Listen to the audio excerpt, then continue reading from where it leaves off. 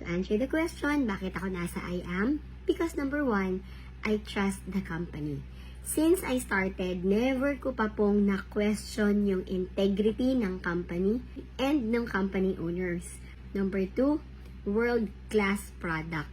Hindi ka po mapapahiya kapag in-offer mo yung ating amazing pure organic barley. In fact, a lot of the celebrities na may mga pangalang inaalagaan, gumagamit po sila ng barley natin.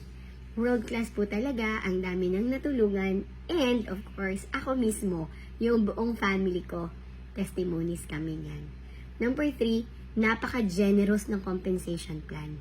Importante po yung sa company na hindi swapang yung may-ari. Sa IAM po, we have 13 ways to earn.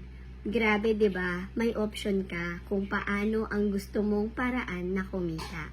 And number 4, well,